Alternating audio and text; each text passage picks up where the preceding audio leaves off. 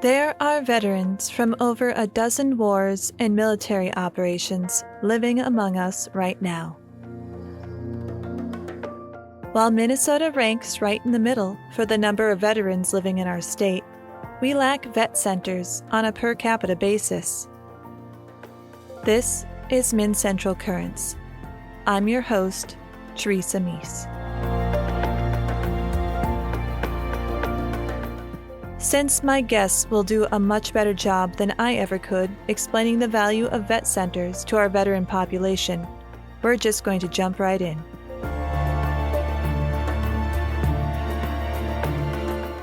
My first guest is Kathy Marshik, a veteran service officer and Iraqi veteran, military retired.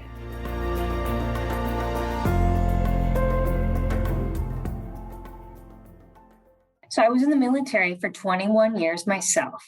And at that time I was active duty.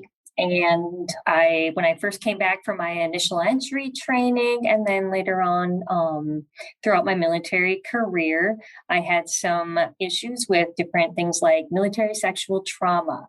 I went through some things myself, and then there were other individuals that I knew as well that went through those things. Also, some PTSD and just some adjustment disorders from coming back from even just in different trainings that were active duty, along with my deployment to Iraq. And you come back to your families and everything's different. And your marriage is different. Your kids have grown up. You haven't seen them for almost 2 years or a year and a half. And a lot of things totally change. And you're still in this military mode. And it's very difficult to adjust back to normal life. Like, for my first thing was like, how did I do all these things? I got to take kids to daycare. I've got to balance all the things, make sure that they're doing well with school. And then I've got to go to work myself. And I still got to play Army every day and take care of everyone else's problems. And I really focused on that for a lot of years, taking care of everyone else's problems, taking care of my family because I felt like I owed them because I was gone for a couple of years. And then with my soldiers, I owed them because I had to help them through everything. And any issues that I had really took a back seat. And being a female, you've got to push a little bit harder than the guys to get through everything. Being in a male-dominated field, I definitely didn't want to look weak.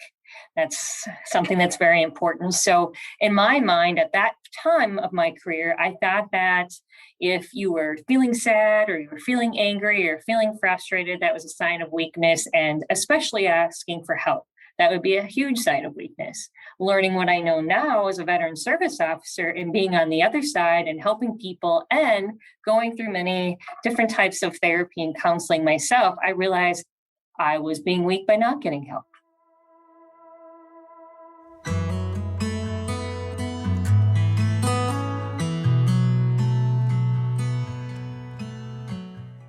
It takes a lot stronger person to actually ask for help, to admit that you have issues, and then to work on fixing those. It's a lot of work. And the expectation of a lot of people is that things are going to be fixed in a day. I go to therapy one time and I'm going to be good. It's kind of like going to the gym. People think I go to the gym one time and whoa, look at me, I'm so in shape. But in reality, it takes months, years to really get in shape. And your mind is the same way. We're not going to just change overnight. And a lot of times too, we're afraid, do we go to talk to the people in the military, or what if we go to the VA and the VA is talking to the military, my whole career is gone. So that's another reason that I didn't get help, or that other people don't as well when you're still in the military. And that's where I think the veteran centers would be very helpful, because it's a place that's a little separated from both the military and the VA. Even though they work together, not all that information is shared, and it's something out in the community that you can step outside of all those things and say, hey, I just need to talk about not being able to buy groceries, or I just need to talk about I'm feeling sad all the time, my anxiety's on overdrive. Can someone please help me? In addition to that, there's family members that really struggle as well. It's not just the military people. We have kids that struggle. We have spouses that, in reality, they have PTSD as well. because they're struggling with all the things, hearing what their spouse went through or on this deployment, or mom and dad, whatever it might be. And then also they had things that weren't the same while the veteran was gone. Maybe they didn't have a parent at the school events. Maybe they lost a parent due to war and they need some help, or a spouse. And so this is a place where family members, where those needs can be met, because there's a huge gap with that. Where do family members go? How can they get the help that they need? How can they adjust to having this military person move back into their home after almost 2 years? And I grew up with a dad that was a Vietnam veteran. I didn't understand him when I was a little girl. I mean, he had a lot of anxiety. He was always mad, and he did not like going out in public. And I'm like, what is the deal? Now I look back and I understand it and realize there's a lot of veterans from Vietnam that have those same issues. And it's not really an issue. He just didn't learn how to deal with those things. He didn't have the things that we have offered to us today from the VA. And once I got him enrolled with the VA healthcare system, he's a new man. It's amazing. Maybe he's not going to go out there and socialize with everybody in the world, but he's getting out and he's happier, and it's really nice to see. We have not had a veterans center here in the central Minnesota area. So when I talked with people and sat in the meeting and listened to what they actually do, I'm like, wow, this would be a really nice place to have for our veterans to visit and be able to even just talk with other veterans. It's not a bar. This is a place where you can just sit and play cards, or you can just sit and talk without all those things. It's a healthier place for veterans to go, because along with PTSD and adjustment disorder, we see a lot of addictions, a lot of issues with that. Because how do people cope? They're like, hey, I can go get a 6-pack of beer and deal with my problems and drown in my sorrows, when then all of a sudden it's a 6-pack, then it's a 12-pack. And it's maybe started out once a week. Pretty soon they're doing these things every day. And that just amplifies all the issues that people are having. And so going to the Legion, nothing wrong with those things. They're awesome places, but it might not be healthy for every single person, because some people are fighting a huge battle with addiction, PTSD, and whatever else it may be. And I went through some of that myself. And I'll be honest, when I'm trying not to drink, I don't really want to go to a place where there is a lot of that. So it would be much easier for me to go to a place where I'm learning about wellness and I'm learning how to relate with other people in different ways.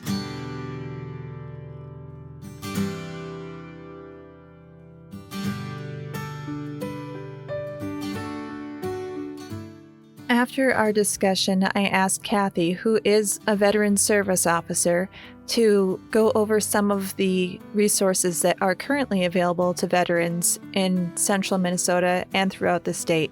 Stay tuned at the end of our podcast, and we'll be coming back to that discussion.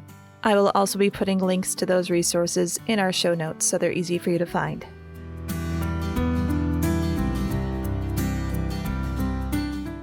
My next guest has been advocating bringing veteran centers to Greater Minnesota. My name is Phil Ringstrom. I'm a retired nurse. I also retired from the United States Naval Reserve. I served as a hospital corpsman and as a nurse corps officer, retired as a commander. And right now, as a retired individual, I like to be known as a veterans advocate. So, Phil, what is your background with veteran centers? Vet centers are a unique part of the VA that started in 1979. I actually started with the VA at that time, 1980. Then I worked at the St. Cloud VA Hospital. At that time, the American Psychiatric Association came out with the diagnosis of post-traumatic stress disorder.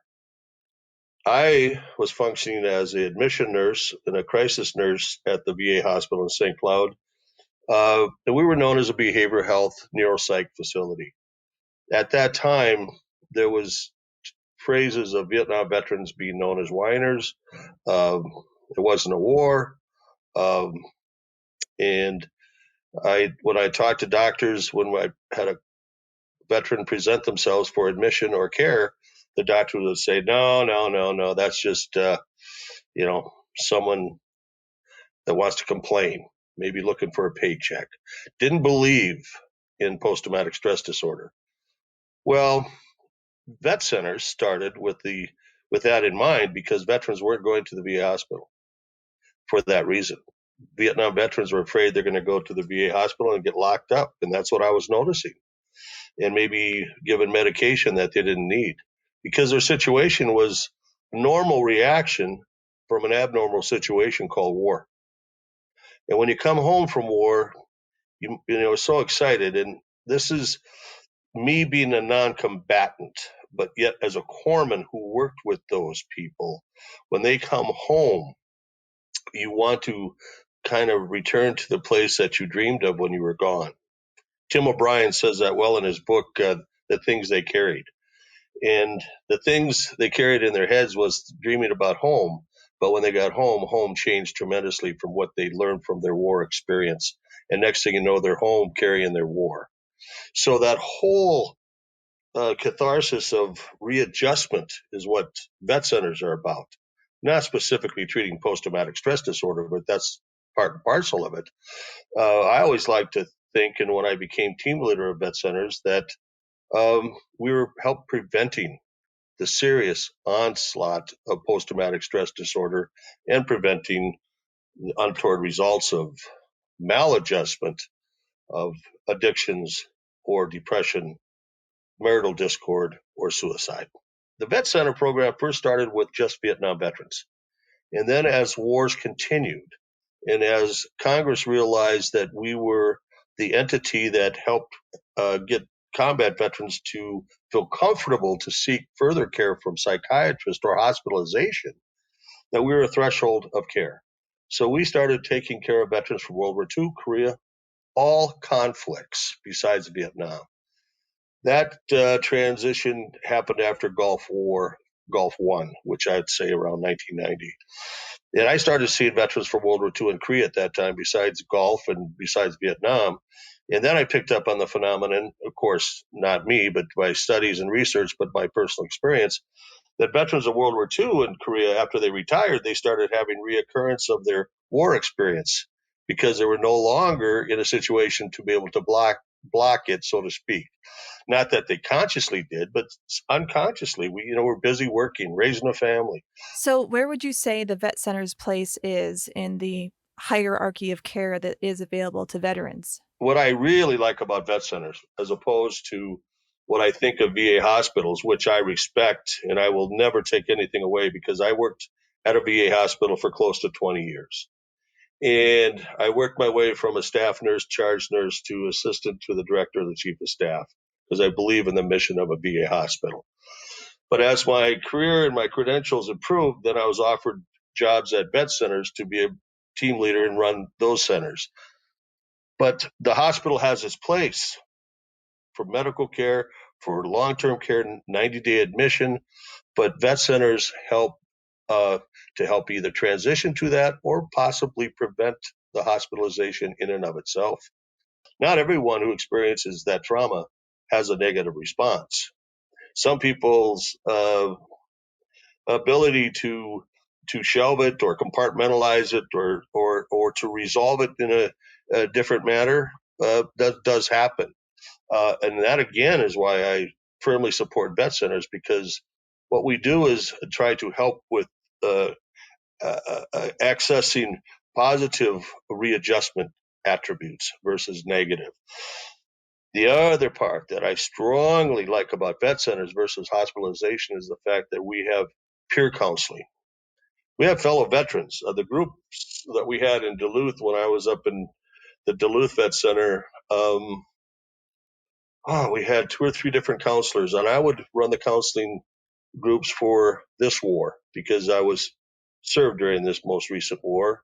So I had a pretty good understanding of what some of the young folks endured with that, even though I'm a Vietnam era veteran. And then we had an older Vietnam veteran that took care of Vietnam veteran groups. And then we had another person taking care of more of a family group. Is there any baseline of qualification for service at a veteran center? We specifically target what's called war veterans, although when we look at that, you could list the wars, but my brief way of explaining it is if you received a military expeditionary medal, which means, for example, the Marine Amphibious Brigades float around the world. And if we had an uprising at an embassy and we had to send the Marines in to save and to help evacuate, well, they locked and loaded. They went in ready to go into harm's way. That kind of action qualifies for vet center assistance.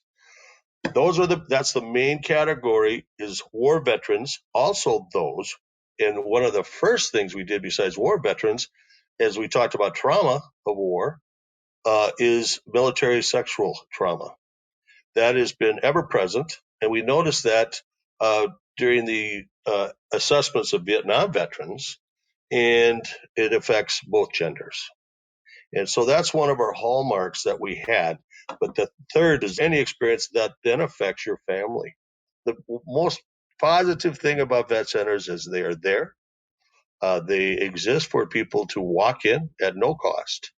You do not need to do a means test, and our intake is more or less a Q&A for a couple times. You will have to fill out some paperwork, but it's pretty easy to find out if someone needs our assistance at a vet center. Across the years, have you noticed any shift in the willingness of veterans to seek help at places like vet centers or the VA? Yes, that's a great question because as we look at each war has a cultural and generational difference. And for some political or motivational reason why we went to war.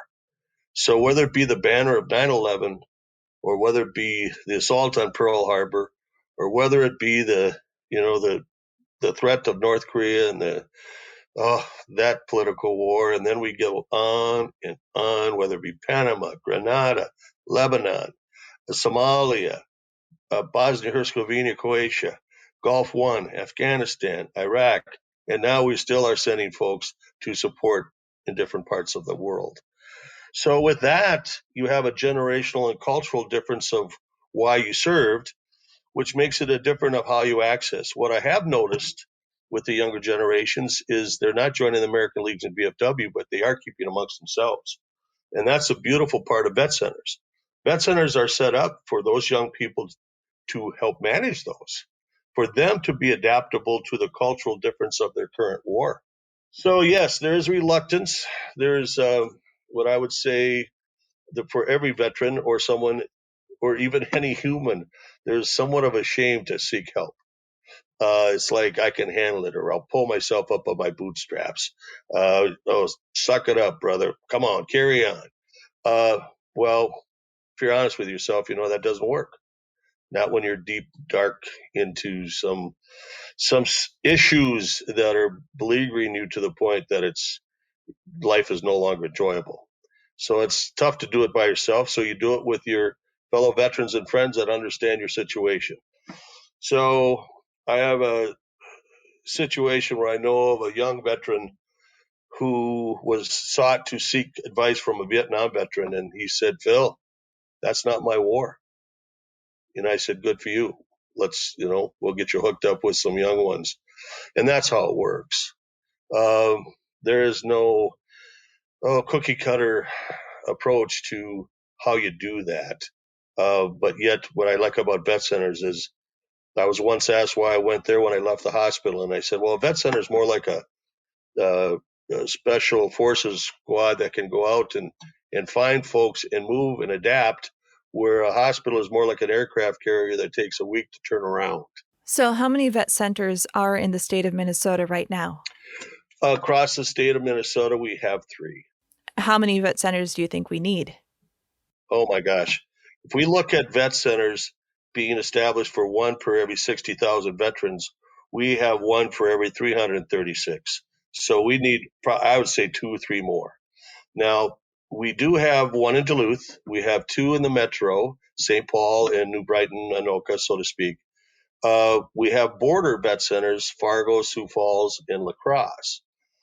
But we miss a gap of Rochester, Mankato, Redwood Falls, where Detroit Lakes, Bemidji. We do get some support from those vet centers, but they're also told that they have the responsibility in the state that they're assigned to. Even though we're a federal program, there's not equity of how we share. It has been noticed, and this is a document that we set forth in the American Legion when I worked with them as chairman of the rehab committee, that Minnesota lacks vet centers per capita, has one of the few, if not the few, in the country. The country within a whole has approximately 240, 250 vet centers. And I want to stress that vet centers are not community-based outpatient clinics. Community-based outpatient clinics are medical. Vet centers are strictly for intake, for readjustment from war difficulty into civilian life, or readjustment just home from war. Let's put it that way. We take care of counseling. We also take care of assistance for jobs, education, family counseling, just an introduction to your veteran benefits. Our document that we pushed 10 years ago is to encourage the awareness of the central Minnesota that we need more vet centers, specifically St. Cloud. It would be a threshold for care at the St. Cloud VA. It would also be access for people to have a better understanding of what their benefits are, besides a county veteran service officer in Benton County and one in Stearns County. And I know our friend in Morrison County is quite busy up there too. The other unique part of St. Cloud is because of Morrison County and Camp Ripley. A lot of people come through here with processing, and whether they spend time up in Little Falls or not, they also go to St. Cloud State. They maybe go to St. John's. They might go to St. Ben's. We have a large community of young souls that come home from deployment that need a place to go and talk and maybe share their experiences, but also have a professional linkage for clinical support if that need is there. And that's what vet centers do. So I'm hopeful that we can get some energy in central Minnesota here to advocate for a vet center in St. Cloud, possibly in Bemidji, possibly in Mankato. It's not going to be up to, I guess, us, but yes, we can leverage. I think the importance, of course, is St. Cloud. Where the other vet centers go, that'll be decided mainly through Congress as they look at their pecking order. So is this a call your state representative or call your federal representative? Who's in charge of bringing these vet centers to Minnesota? It's a federal program. Now, within the state of Minnesota, we have the United Veterans Legislative Council and Commanders Task Force. United Veterans Legislative Council, deals with our federal representatives. And we brought it forth to them because this is a federal program. And the Commanders Task Force, which represents the commanders of all the service organizations throughout the state, they also have endorsed the addition to vet centers in the state. Then I lobbied with Colin Peterson, and he was taking this as a cause. Matter of fact, Colin Peterson wrote a letter to all the federal representatives of the state of Minnesota a year ago, before COVID struck, that they were to endorse this to make it happen. And things have changed with an election, and now we're looking at budgeting for the VA. But this is on their radar. I have contacted our current Senator Eric Putnam, who I made aware of this, and he's very keen of the idea because his area is St. Cloud. When I look at the St. Cloud area, and I look at what I mentioned before, St. Cloud State, and I look at vet centers they won't be placed in the hospital grounds. They're always separate.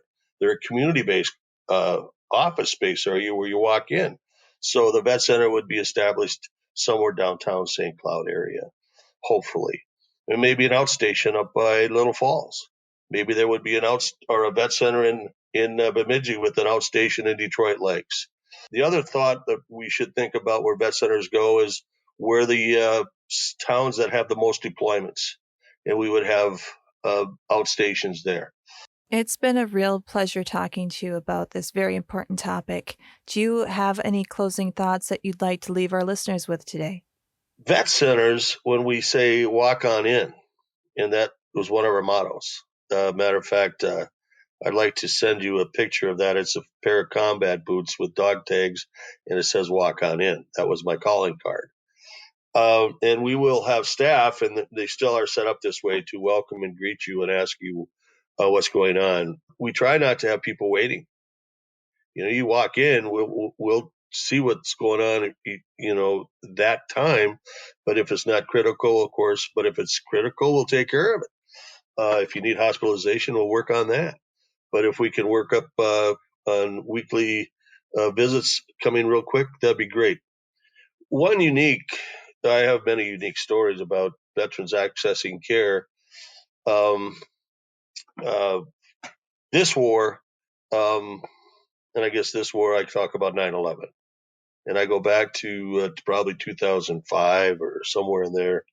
I had came back, was working at the vet center in Duluth, and I was asked to speak to returnees from Reserve Center.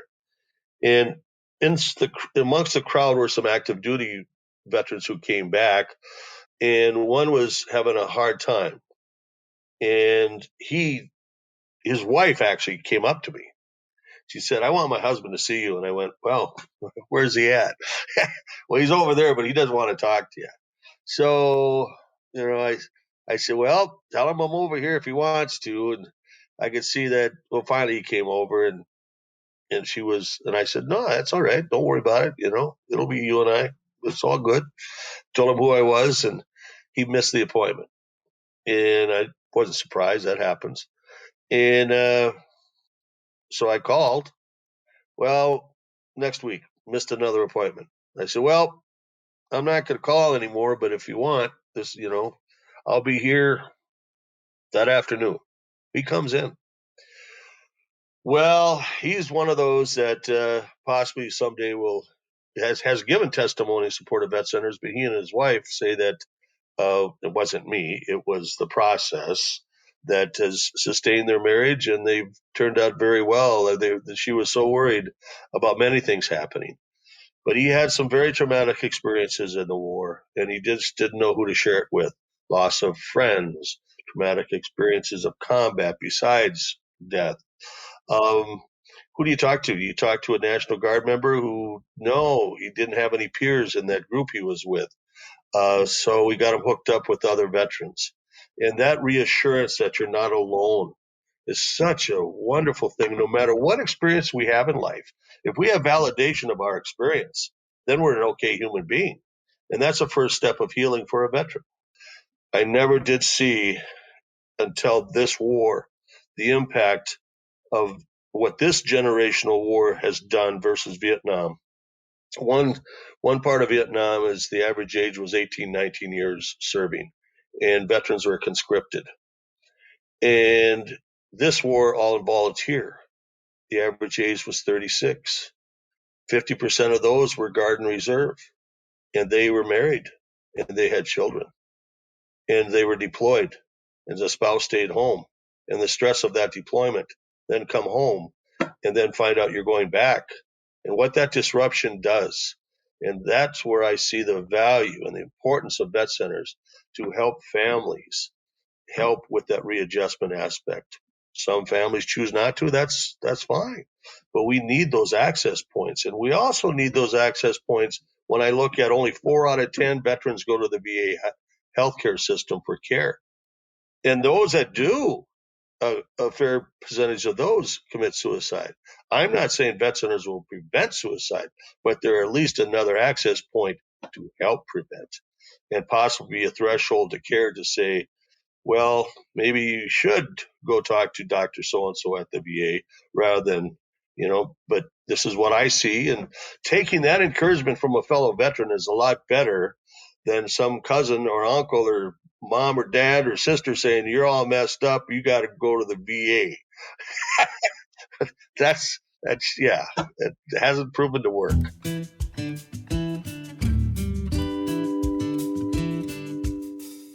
Thank you again, Phil, for that great conversation about the value of veteran centers in our community.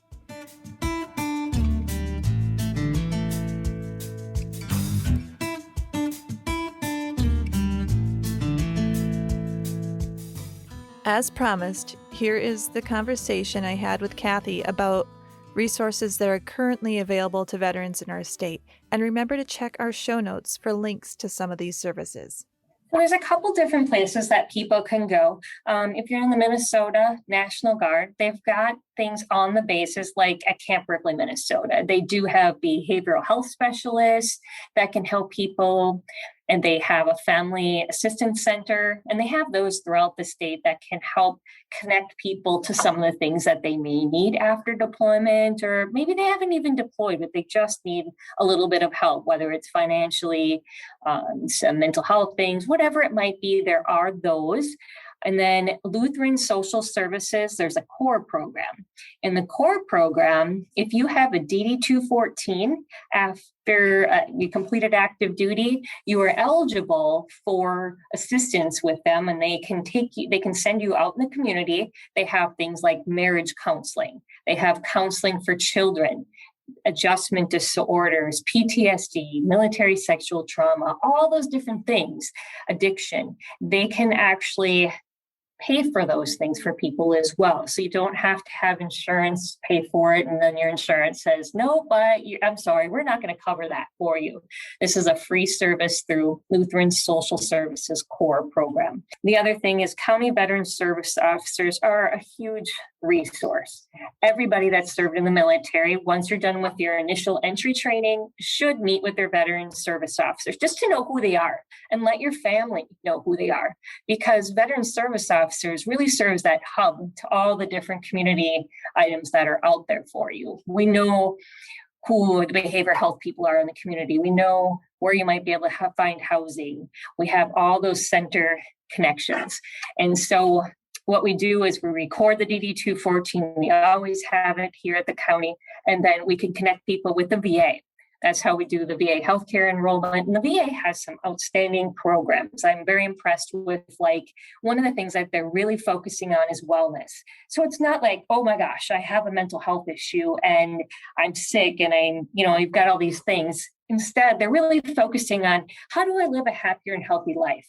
Through meditation, through helping you sleep better, and yoga and different things like that. They also, through primary care providers, if people have a service connection for the right items, whether it's pain management or mental health, they can get free massages, acupuncture, a lot of different things that are more natural. I love the wellness programs, not focusing on going over and over and telling my story about the horrible things that happened to me in life, and not like, oh my gosh, I have to tell someone else this. Instead, we're like, this is how I'm going to conquer this issue I'm having today, because every day is a little different and we have daily issues, and it's actually good for everybody just to learn a little bit about whole health and learning about what's out in our communities. So again, veteran service officers often have access to the different things that are in our community. We also have lots of apps. If you go to VA apps online, and you can look at all the different things like mindfulness. They also have weight management, exercise programs. You can put them right on your phone, and you can track things on your phone and interact with these apps that they have. And it's, if you need help with sleeping, or you need help, like I said, with weight management, or, I have diabetes and I'm having a horrible time trying to manage this, you actually can get connected with those in the VA system, and you can actually track it, like I said, right from your phone. If you're not very savvy with technology, there's other ways and things that we can do. There's a lot of, you can meet with your providers, and they can outsource things within your community to help with all of your health needs. So it's really cool how we're transpiring into a much better world to help individuals. Make sure you check the show notes of this episode for links to the resources that Kathy just mentioned. Thank you again to both of my guests today, and thank you for your continued service to your communities.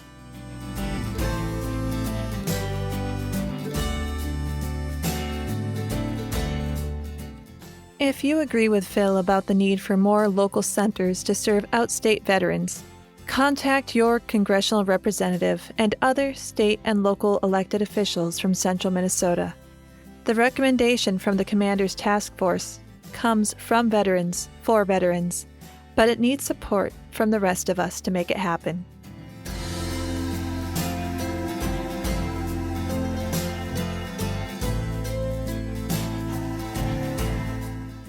We have a website.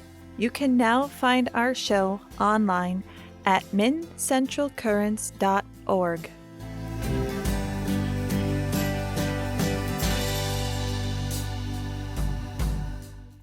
This episode was developed and managed by Bruce Anderson.